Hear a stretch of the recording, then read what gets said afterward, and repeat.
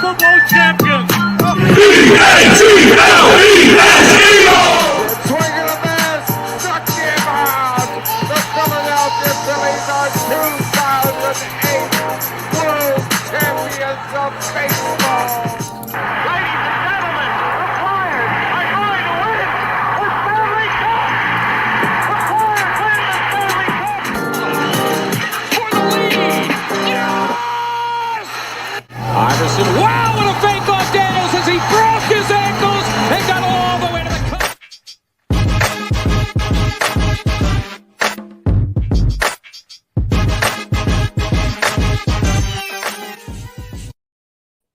Good morning.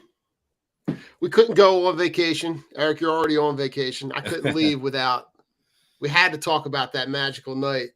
So here we are, drunk on the Fightins. Eric, just the magic of baseball, it becomes very easy to become romantic with baseball when you see a night like that. Just talk me through your night watching the game. I mean, absolutely. It was, it's definitely one of those things where, you know, as you're watching it, you know, I was actually out to dinner down here, and in the fourth inning, my brother and I look at each other and we're like, hey, look, I mean, no hits so far. What are the odds? So we're like, let's see what happens. You know, usually as soon as I notice that a hit happens, then all of a sudden we venture upstairs because we're finished dinner. We go upstairs to watch it at the upstairs of the local establishment, and it's like now the seventh inning, and it's like, okay, this is kind of like the real deal now. But then, you know, NBC Sports Philly always puts up the no-hitter thing over the score, and it's like, once they do that, you know, it's going to get jinxed, right? It was, right. It was incredible because, you know, actually in the beginning of the game, you know, you had Weston Wilson hit the home run in his first major league at bat. You had Castellanos hit 2 home runs. So it's like already there's so many storylines to this. And now, you know, the biggest one is actually happening. And it was just awesome. It was, you know, I love seeing, you know, the fans' reaction. I love what Lorenzen had to say after the game. You know, what a start to his Phillies career. You know, 17 innings, 2 earned runs. Couldn't ask for anything better. Man, it's for him to be. I saw and listen. There's the pile of statistics that came out of that performance is more than we can mention in one episode. But like the fact that he came in and in 2 appearances has pitched into or past the 8th inning, just beyond impressive as far as a move from Dombrowski. And like the moment earlier on in the game gets completely outshadowed. You know, you got a guy who spends pretty much his entire career in the minor leagues, comes up, has his parents in the building, and now has the opportunity on a second swing, goes deep with his family, his dad, you know, his dad getting teary-eyed. Mm-hmm. If it wasn't romantic enough that happened, then you get Castellanos with the 2 home runs for him to get to the 200 home runs. But then you get Michael Lorenzen, who just, you know, I know that there was a lot of chatter about like he was at 100 pitches after the 7th inning, has the conversation, you know, with Rob Thompson. And he basically said, like, be efficient. You got until 120, you know, and it ends up, you know, he ends up at 124. But, you know, for me, we were actually sitting, so in my den, we've got 2 TVs. So the kids were watching a movie. So I had it on the other TV with the sound off. The movie ends, and I was like, well, I can't turn the sound on now. Like all those that I was like, all right, well, I can't move. I'm already standing. Yep. Can't switch anything up. Yep. And my wife walks in, and she starts asking questions, and I'm going, just stop asking questions. And the kid's like, well, Dad, why do they keep showing his family? Why are they showing his mom? Why? I'm going, stop. Just please stop. In 5 minutes, when this is over, I will explain everything. Yep. And my wife is in the next room going, what the hell is happening? Why are you telling them to stop talking? And I'm just like, just stop asking me questions. Just stop. Yeah. But then, you know, so I left it on mute through the end of the game. Didn't turn the volume back on until the game's over. But the whole romantic piece about baseball, man. It just makes it really, really easy to kind of fall in love with sports. Yeah, I mean, honestly, and that's why I'm on this show with you, because baseball is my favorite sport, and so obviously I'm a little biased here, but yeah, that's why it's the best sport, right? I mean, the all those different storylines, the fact that it can happen, the first time that's ever happened, right, where a guy hits a home run in his first major league at bat and a no-hitter pitch. I think I saw there was 130. I think that was the 137th time a player has hit a home run in their first major league at bat, and that was like the 322nd no-hitter. And I don't even know how many baseball games have ever been played, but it's been taking place since the late 1800s. So it's got to be a good number. The fact that that's only happened that many times, it's incredible. And the fact that both families were there, Weston Wilson was just added to the roster a few days prior. Lorenzen gets traded there. So the fact that they were all kind of able to get in and see it, I mean, what are the odds? And then my favorite part of the whole thing, Liam Castellanos is the coolest little hype man for this Phillies team. Like, obviously we saw it earlier, when he would hype up his dad after home runs, stuff like that. Yeah. High fives to the net. But the fact that he was the first one over to Weston Wilson's family and was right there with Michael Lorenzen's family, it's like, how awesome was that? And then the whole social media thing that people are photoshopping him in pretty much everything is just great. It's a great, and again, it's another way for Castellanos and his family to kind of connect with this fan base. But so Michael Lorenzen, the first, he's only the fifth player to throw a no-hitter in his first home game. Really? It hasn't been done since 1960. Wow. So just some of these statistics are just incredible. Yeah. The last player to throw the no-hitter in his first appearance in a home game was a guy, Don Charwell, in 1960. With what team? He traded from the Phillies. No way, really? That's about par for the course, right? The Phillies get rid of someone. What are the odds Lorenzen goes the other way here? The last time the Phillies had traded, you had the Cole Hamels no-hitter on his last appearance. Yep. You got Lorenzen throwing his no-hitter on his first home appearance. Just like all those little statistical things that just make you connect with this fan base. I just love, man. It's just so cool. They dug out the mound. Yeah.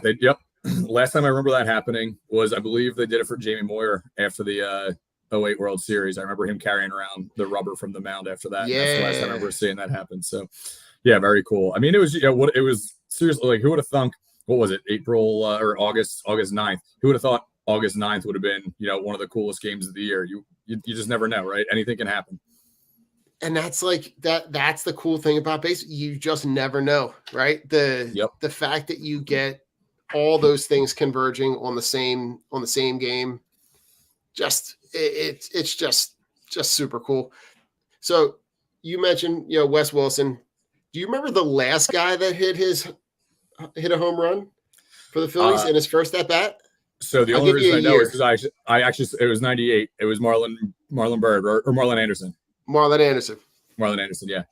It's funny, actually. The only reason I knew that was because I actually was doing some research on the Weston Wilson thing yesterday for an article, and I saw that Marlon Anderson was the last one to do it. But yeah, I mean, that's it's kind of crazy because most of the guys and you look at the list of people who have done it, most of them are people you usually don't hear about much more in their careers. It's so rare that people do this, but yeah, it's pretty cool. Marlon Anderson went on to have a decent little career, but yeah.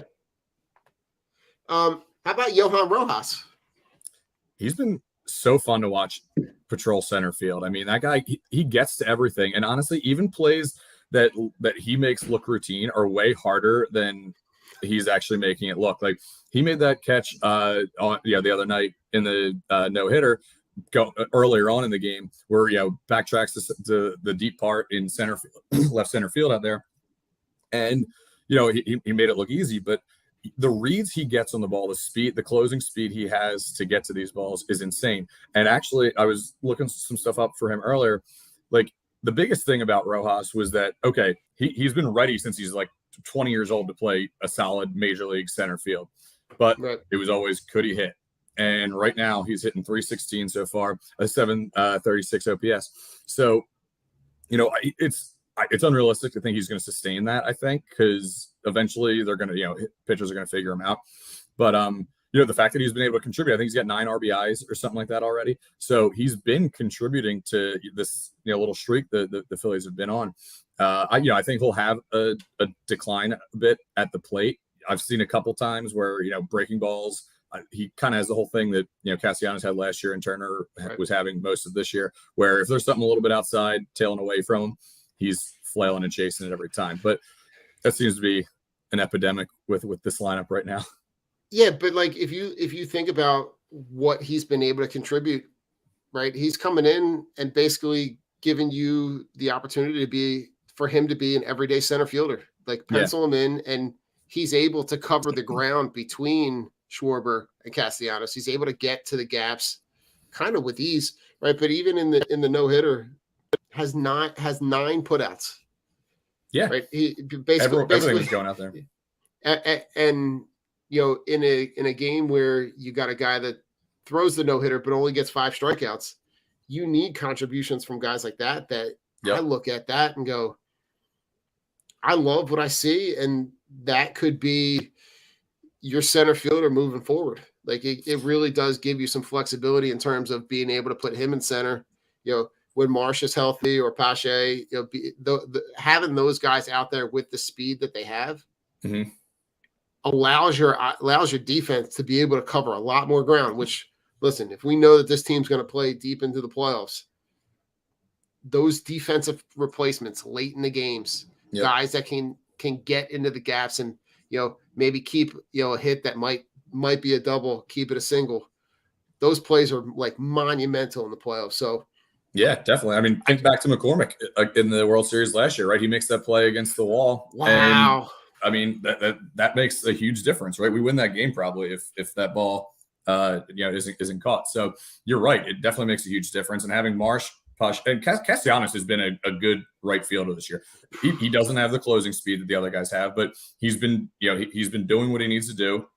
He takes pretty good routes, I think, and he's put a lot of work into becoming better. So if you get that situation where you can keep Schwarber out of left field as much as possible and keep him as the DH, you're looking at a pretty solid defensive outfield, which, like you said, is massive going forward. Yeah, and I look at now, the homestand, right? That they just finish up this series with the Nats, and they take 3 or 4, and in reality, they could have and probably should have swept them. Yep.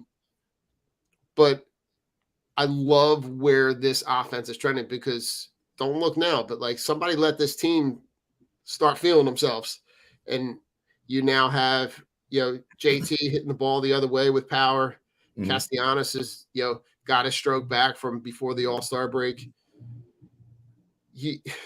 Harper is just he leaves the game last night with the back spasms, but man, he is just everything off the bat with him is just electric. I'm looking at and Bohm, right? We've talked about Bohm and how clutch of a hitter he is, right? They're in, if I read the statistics correctly, they're all batting Harper, Bohm, and Stott are all within the top 7 in batting average. It's been. I know I saw the graphic on the game the other night. Yeah, Stott and Bohm are right there, and Castellanos was up at that point until he had that little cold spell after the break. But yeah, I mean, they're starting to hit, and Trey Turner has been hitting now too since that ovation. And I know that was the banter about that on Twitter and social media. What a silly thing to have such polarizing viewpoints for. To me, it's one of those things. I understand, Philly, it's Philly. You don't cheer for a guy who's doing poorly, but you kind of look back, and hindsight's always 20/20, and the team rallied around him. You saw when he got that standing ovation, Castellanos is standing at the front of the dugout waving that towel. The guys are going nuts in the dugout too. The team's feeding off that. Trey's feeding off that. Since over the last week, it was last Friday they gave him that ovation. Since then, he's got an OPS over 1,000. Like he's been doing what he's got to do. So I'm not going to sit here and say, you know, that is the reason that he's getting better. He's a good player. We always knew he was, well, I shouldn't say everyone. Most people realized that Turner was going to get better as time went on, right? He was too good. You know, you've said it in other pods before where, you know, you look at the back of his baseball card, right? His numbers over the course of his career, and he's had a long enough career now where you can basically look at those numbers and say, yep, these are pretty accurate. He was going to get better, but he you know, I think the offense is rallying around that. I mean, these guys are starting to hit, and it's kind of going all through the lineup. Like you said, everyone's contributing a little bit right now, which was not happening, you know, 2 weeks ago. There's been a lot of fluctuations this year, but we're in a fun one right now. So yeah, no. And listen, the way I looked at it was like, he's going to be here for the next decade.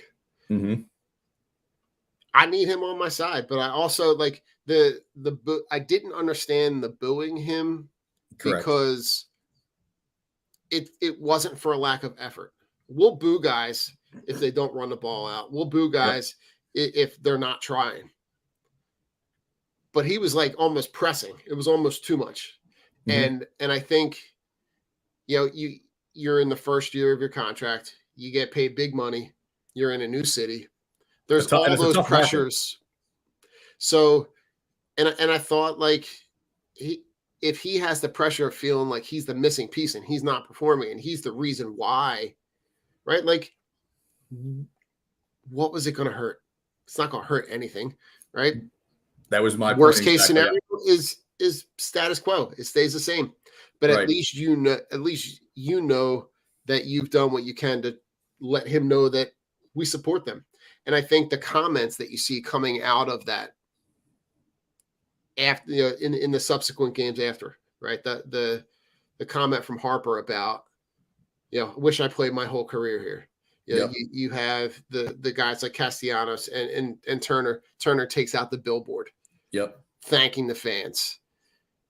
You see that the players are almost trying to change the narrative and be like, I don't know what you think is happening in this city, but this is what this fan base means to us. Yeah.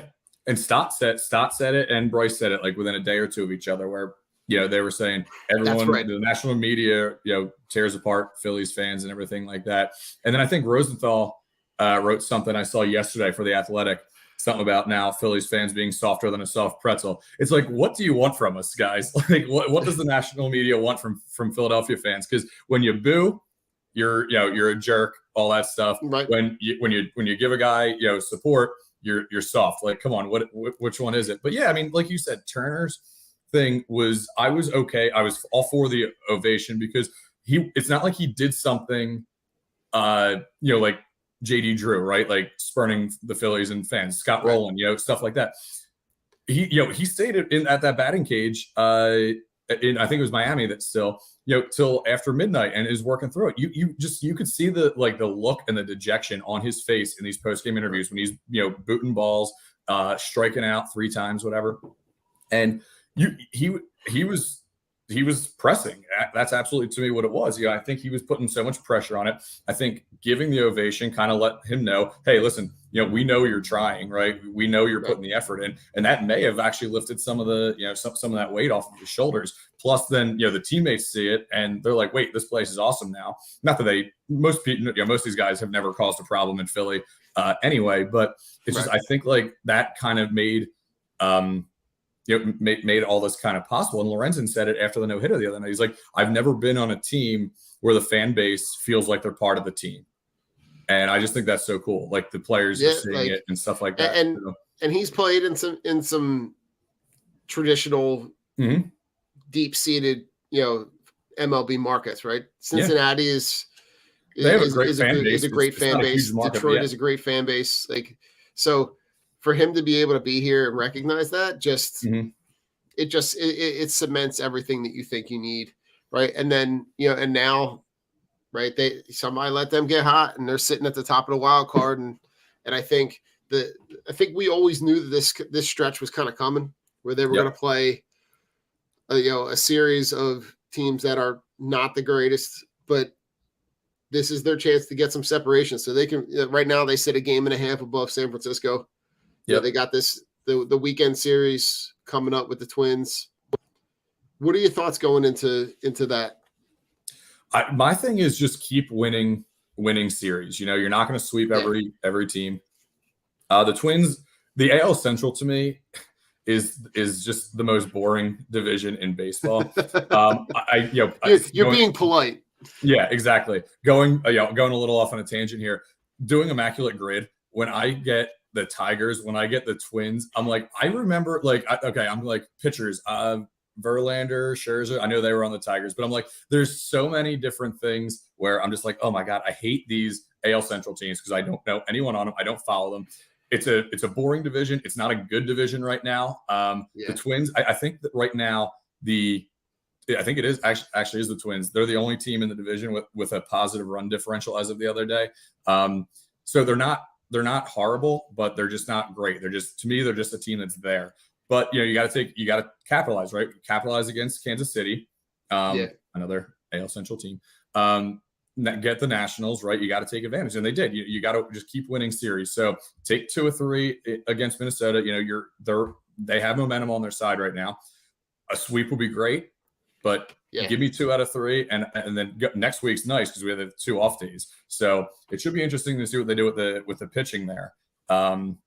Going into that Toronto series up there and see what they do, because you're going to have guys getting a lot of extra days off if you're going with a 6-man rotation and getting 2 days off in a week. So what are your thoughts on that? Because when they brought Lorenzen in and they said that they were just going to go straight to the 6-man rotation, my thought was like, okay, I get it. Like, this is a way where you're still keeping guys fresh, but you're giving them that extra day rest.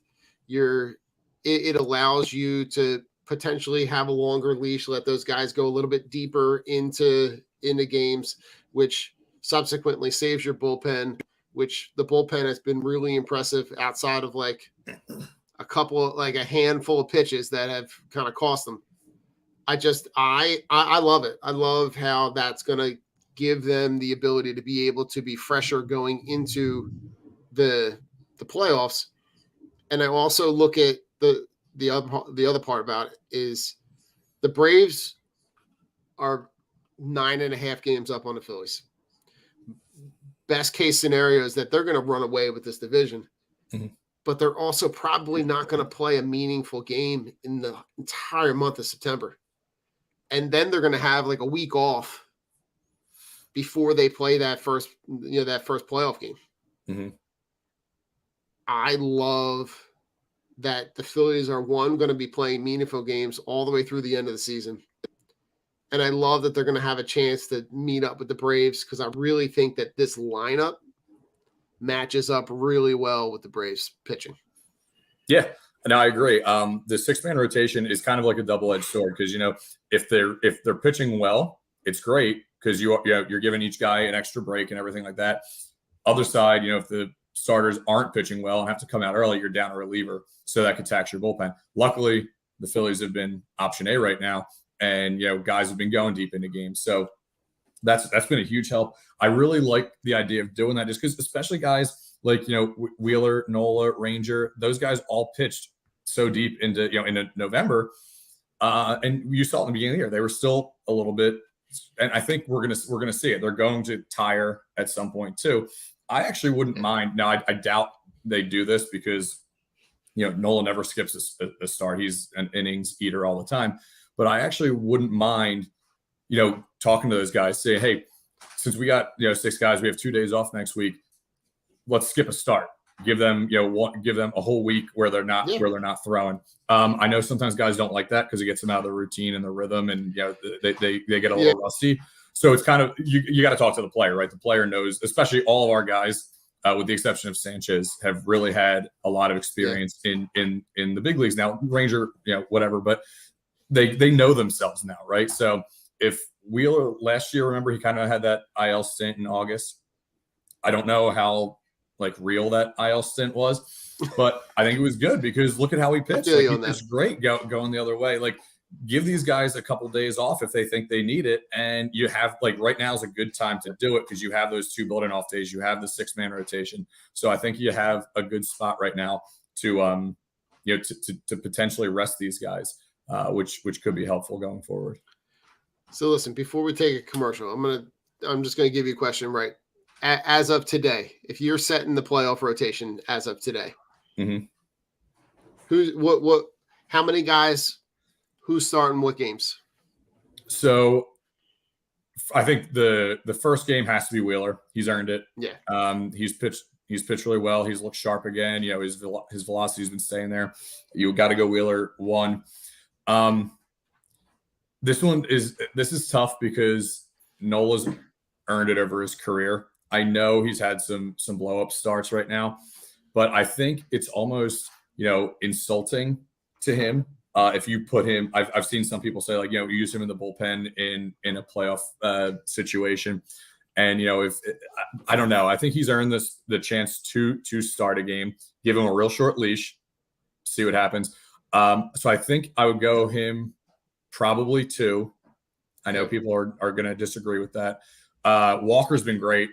You got to go Walker, I think, in a game 3. And you really only need a 4-man rotation. So then you could do some combination of, Lorenzen, Ranger, Sanchez, or even, if you're worried about Nola, put Ranger or Christopher Sanchez behind him. Let him just go a couple innings so he doesn't have that blow up inning. There's a lot of ways you could structure it, but it's a good problem to have this much starting pitching depth right now, where you can kind of play that around. But I think your top 3 are going to have to be Wheeler, Nola, Taijuan Walker. You could flip Walker and Nola there if you want, especially in a wild card series when you only get 3 games.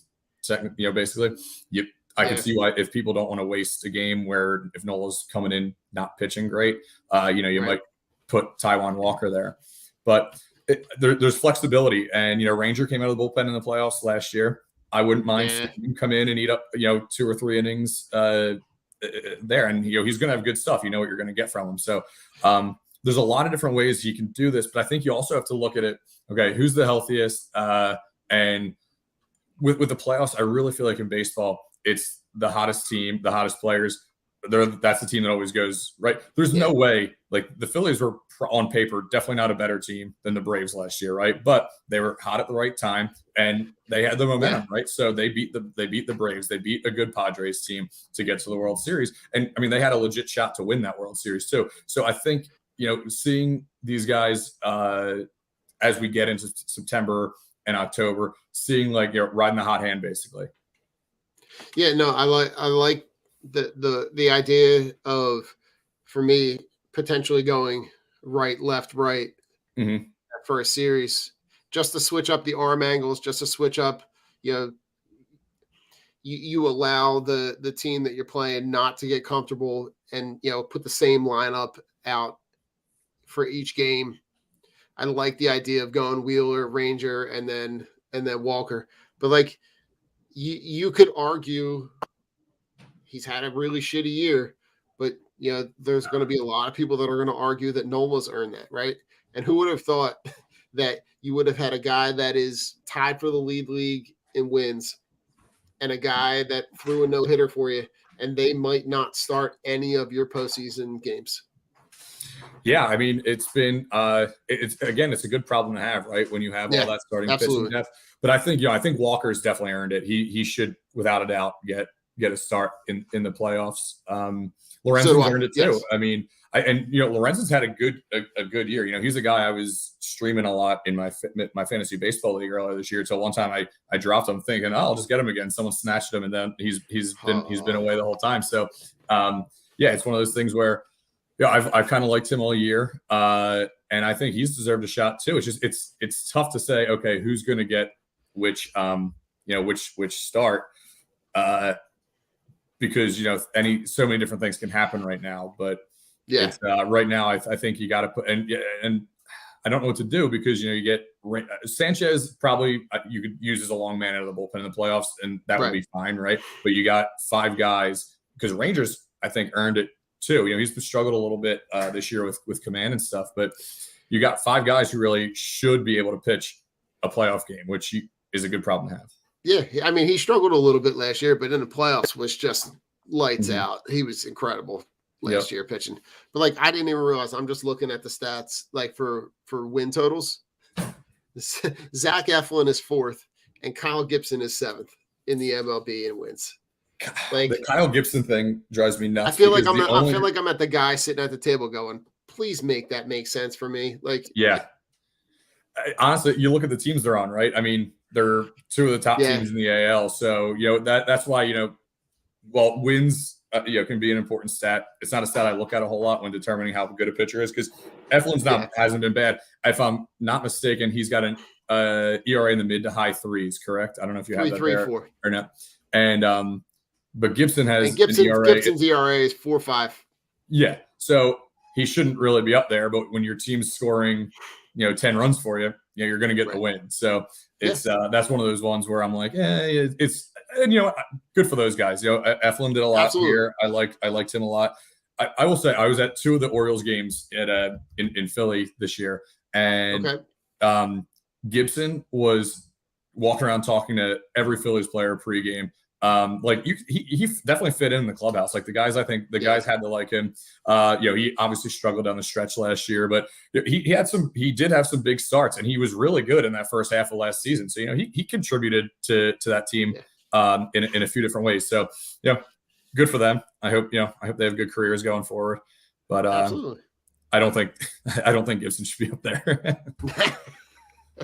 I hear you. Listen, we'll take a commercial. On the back end of this, we're gonna give you a little Immaculate Grid cheat sheet. Von C. Brewing Company is a 20-barrel, 16,000 square foot microbrewery with a 2,500 square foot tasting room, including a spacious outside beer garden in Norristown, PA, in the heart of Montgomery County. The Von C family is part of the family that started C. Schmidt and Son Brewing in 1860. Stop in Wednesday through Sunday and taste a variety of draft and 16-ounce cans of originally brewed beer and tell them the Drunk on Broad crew sent you. Von C Brewing is located at 1210 Stenbridge Street, Suite 300 in Norristown. Cheers. Team Clicks are the only glasses for real sports fans. With interchangeable arms, you can support all of your favorite teams, or even make and create custom options as well. These die-hard sports fans have realized that sports fans needed something other than face paint to show their love and passion for their teams. Go to teamclicks.com/DOB and show your love for your hometown team. La Torrance curated collection of men's and women's watches is a perfect investment that lasts for years to come and fits perfectly with your every outfit and style. Our range of classic watches aren't just a great perfect formal and casual accessory, but a time machine that takes you back to memories. Explore our collection of timeless watches that can reflect your taste, personality, and personal style. Our exclusive collection of carefully curated, affordable luxury watches is what you need to make a personalized style statement. You can take pride in your prized possession, handing it over to the next generations as your most loved asset that they can also own and display with the same pride. These high-quality pieces stand the test of time, giving exceptional value and return on your investment. Go to la-touraine.com and use code DOB at checkout and get 10% off. If you're looking for unique sports apparel, check out Streaker Sports. They've dug deep into the archives and have brought back some incredible defunct team logos and have even created entire defunct league collections. They also have collections paying homage to sports culture, including the Miracle on Ice, Slap Shot, Caddyshack, the Mighty Ducks, and even have a license with Wiffle Ball and USA Hockey. Only for Drunk on Broad listeners, use code BROAD at checkout to get 10% off anything at streakersports.com. Again, that's 10% off anything at streakersports.com with discount code BROAD. All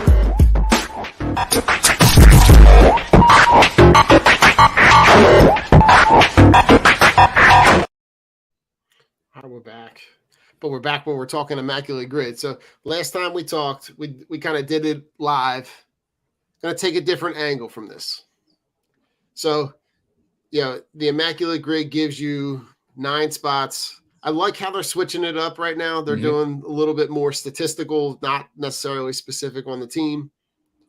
But I thought, what better to do than look at the guys that could check off a bunch of boxes for you. So we got the Immaculate Grid cheat sheet today. So I haven't looked at it yet this morning. But Eric, if you want to go back and forth, we can kind of go one for one. So who's the guy at the top of your list? I think we talked about him last time, Edwin Jackson, who has played for 14 different teams, which is absolutely crazy to think about. There's 30 teams in baseball. He's played for almost half of them. And he only played 17 years. That's what I mean. He was just bouncing around all the time, and it's not like he wasn't a terrible pitcher either. No, not at all. It's kind of crazy. He couldn't lock up anything, more than a couple of year deal here and there. But there's a lot of trades, I think, too. But 14 teams is kind of crazy. Yeah. So listen, that would be the guy that I would go to first, right? The fact that you've got a guy that, AL, NL. It's not like he just any player that can pitch for 14 teams in 17 years. I got to give a ton of credit for it. And he just recently retired, right? Retired the last time he pitched in the MLB was in 2019, but just retired in September of 22. Made his big league appearance for. Who was his first team? Was it the Tigers? His final big league appearance. Who did he make that final appearance for? It's an AL team. AL team. Okay. Was it? He was with Toronto, right? Was that the last one, or was there another one? He was with Toronto, but that wasn't the last. That wasn't it. It's a team we've talked about this today. AL Central. Mm-hmm. Twins? The Tigers. Okay. I knew he was with that. I wasn't sure if he started there or ended there, but yeah. Okay, yep, that makes sense. I remember him. That's actually the team I probably remember him from the most. Now, listen, the next guy for me, Rich Hill, another pitcher, but pitched from 2005 to is, still currently pitching.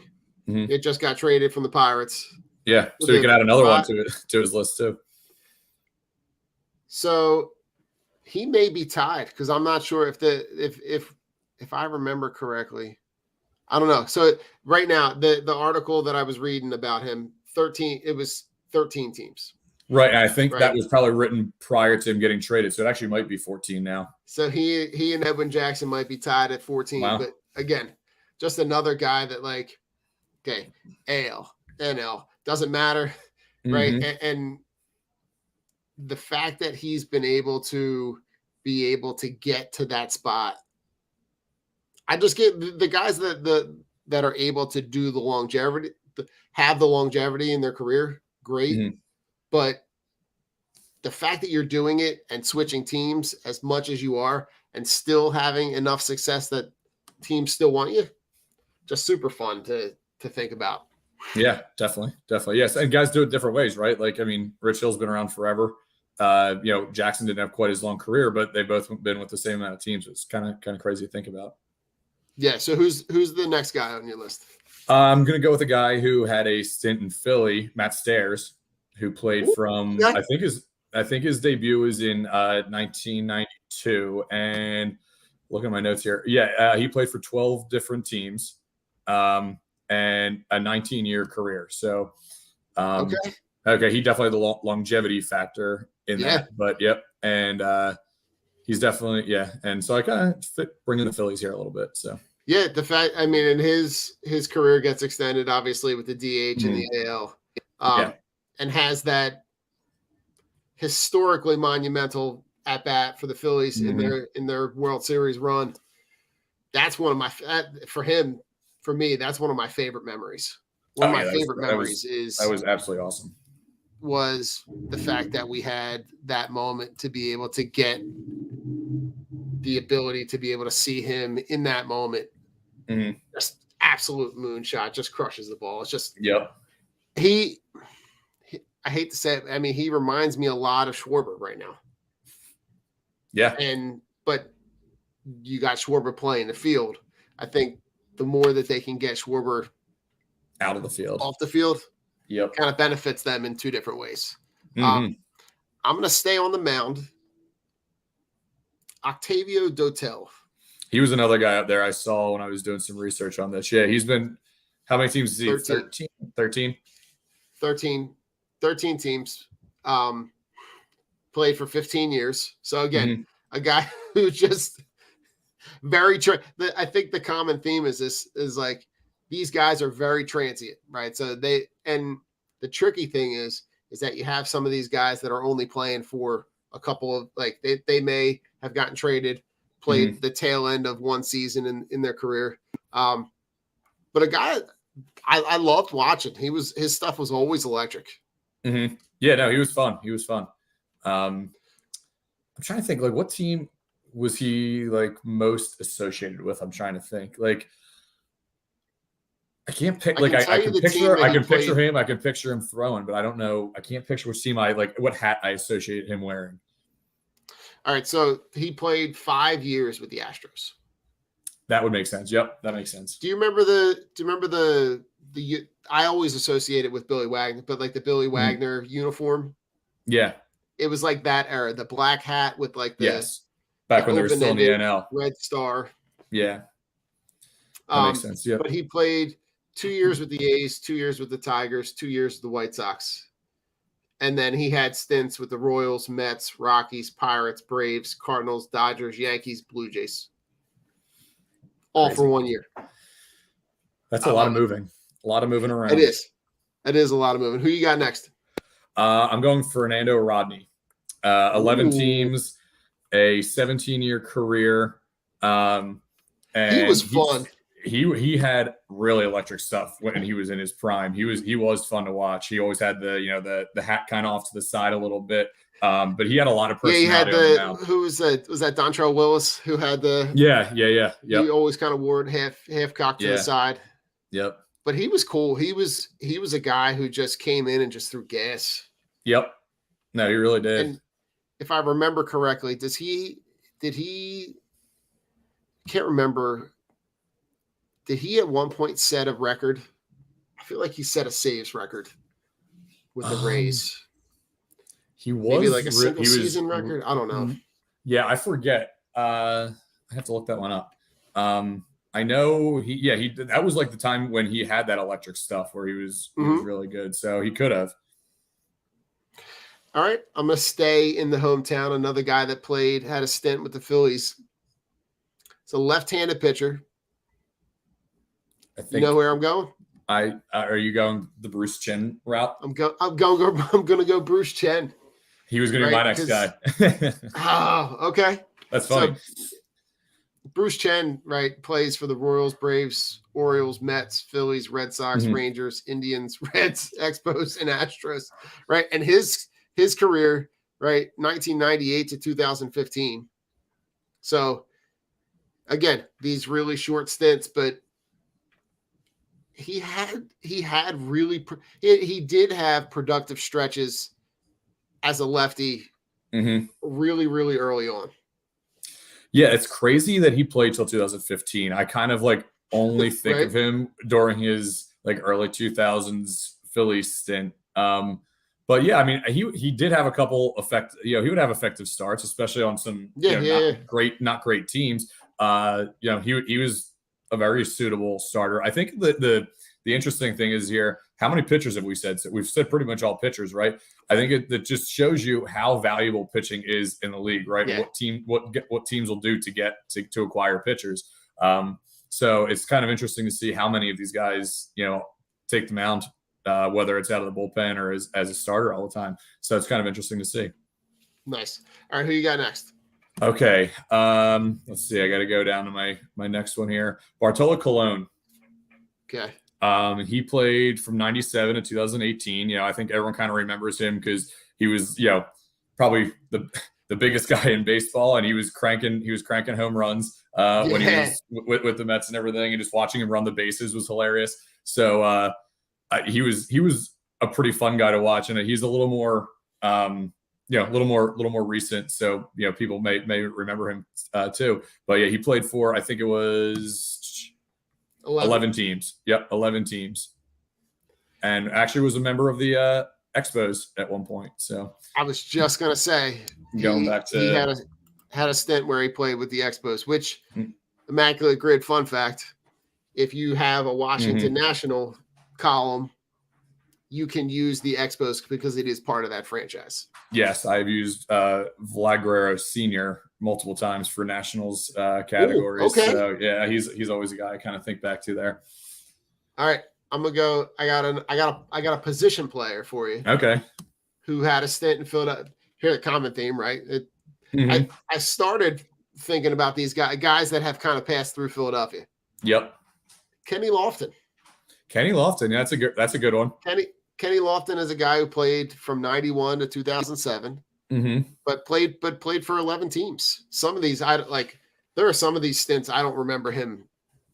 Like I don't remember him as he had stints with the Indians, Pirates, but then Giants, Phillies, Braves, Rangers, Dodgers, Cubs, Yankees, Astros, White Sox. Like there's some of those I do remember, but some of them I'm like, like really sketchy. Yeah, that is that's funny. I'm actually looking at the list right now, and yeah, he's got a lot of ones I don't remember there. I always kind of associate him with Cleveland, but yeah. All right, let's go two more. Okay, so give me one. All right, I'm gonna go another one who passed through Philly, a catcher, Paul Bacco. Remember him? Ooh.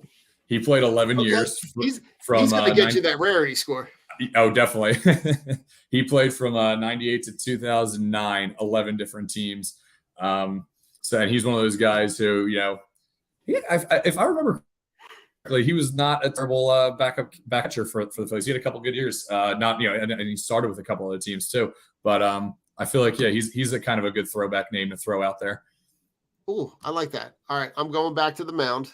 Another guy who passed through Philly, Terry Mulholland. Mulholland is another guy who pitched for 11 different teams. I would not. That's a real long career too. He pitched from 86 to 2006, like 20 years. Yeah, that's crazy. And 11 teams. So, I don't remember him pitching for the Twins. He pitched for the Mariners, the D-backs, the Indian. Like there's a couple of teams, and this is where the Immaculate Grid, where those rarity scores come in. Because like if you can get a guy that may have only played, may have got traded at the trade deadline and only played the second half of the season with those guys, it's I don't know. Oh yeah, some of these are. It's so tough because there's guys who maybe had 2 or 3 starts or appearances in some of these teams, and obviously it counts. But it's like, why do I not remember them with that team? And it's because they got traded at the deadline or passed through waivers or whatever it was. But yeah, it's definitely interesting to think about. And something else I just noticed, we talked about two pitchers who had very long careers, Rich Hill and Terry Mulholland. We could also throw Jamie Moyer in there. Not as many teams, but very long career. What's with these lefties? Do their arms not ever ever tire out? Because these guys have all had real long careers. It's just wild. So give me your last guy. All right, last guy here. I am going to go with. I'll go back to the mound as well. LaTroy Hawkins. I remember him. Okay. Growing up, I always had him. Fun. He was always one of my fantasy relievers. 11-year career, 95 to 2015. I'm sorry, 11 teams over a 10-year career, 95 to 2015. Been all over the place, but I always remember drafting him or taking him in fantasy baseball back when I was younger. I'm just gonna rattle off a couple of names, guys that all played for the Phillies at one point, but all have played for at least 10 teams. I like it. Todd Zeile. Okay, good one. Russell Branyan. Ken Brett. Marlon Byrd, right. Hold on. Who's next on the I had one more guy on the list. Hold on. Where is it? Oh, and Roberto Hernandez. Okay. All those guys all played for at least 10 teams. And made an appearance in Philly. And at some point made a stop in Philly. Cool. It is fun to do. Like, I wake up every morning and I hate that they moved it back to 9:00. I don't know what I'm going to do once school starts back up. I'm going to have to, like, I don't know, put a movie on or something at 9:00 and figure out and start looking at the grid. But, it's why don't they just do it at midnight? Like Wordle does it at midnight. They were doing it at midnight. I don't know what's the holdup here, because I hate sitting around waiting. No, I'm with you. And now I know that they've partnered. Did they get bought? They get bought by Baseball Reference, or their Baseball Reference, yeah. And now and did you know that company's local? Baseball Reference? That Baseball Reference, that website was started locally. Really? I don't know the backstory of it, but I did hear someone mentioning it, that at some point in time, that company that is now every sport reference. Yeah. Is started as a local company in this area. Huh. Fun fact. So I think that is my if you looked at my top browsers, I think Baseball Reference would have every other one beat, other than, like, work email. Probably by quite a bit. All right, Eric. I know you're down the shore. I know you're itching to get to the beach. It's a nice one down here today. Give me a final thought. Offense. Let's keep it going. They've like we talked about earlier, they've been hitting the ball well. Pitching hasn't really been an issue, so let's keep it going. I think I saw something. I think I did the math. They hit like 18 home runs in the last 7 days, which is great to see, because power, I know we talked about in the last podcast, they just weren't hitting for power. So seeing that is great. Castellanos has 5 home runs in the last week. He's been tearing it up. So let's keep hitting, and just getting runs to support these pitchers. Listen, I'm going to give a shout out. If you have not had a chance to tune in to the Little League World Series, that's in full swing right now. And there's a local team from Delco. Yeah, Media, right? In Media. And they are playing today at 3:00. Oh, good to know. For a chance to go to the Little League World Series. So just shout out to them. They're a super fun team to watch. There was a clip kind of rolling around the internet with when the one coach goes to tell a story to kind of, break up the monotony of going out to the mound. And the kids know that the coach is wearing a microphone, and it's someone's dad, and they're all talking over him. And he's like, "Can I say hi to my mom?" And he said, "No, we're not doing that." And the kid's like, "Hi, Mom." Like, they just to see the convergence, but also to see, the kids be kids. It was just, it's a super cool thing. Cool. Listen, anytime that we can get behind a team that's local, I think the last team that was this local was the team with Monet Davis and the Tanny team from down in the city. So I just look at the Little League World Series is just a cool thing to see. And then to see the international piece come into just super fun. And these kids are just, it gets back to the very heart of the game, which is just playing a game and having fun. Yeah. So, no, it is fun. It's always fun to watch. I always like watching that. So listen, Eric, I will check in with you probably that last week in August, but hopefully we'll be full swing ahead with talking about the playoff matchups, talking about setting lineups, talking about this team. But we will check in with you all in a couple weeks. Go Phils. Yep, go Phils. This is the Broad Street Line, where Philly sports fans leave all of their sports hot takes. Call 267-405-3062 and show us your passion for Philly sports. Don't forget to tune in every Wednesday at 8:30 when we listen to your live reactions to the thrill of victory or the agony of defeat.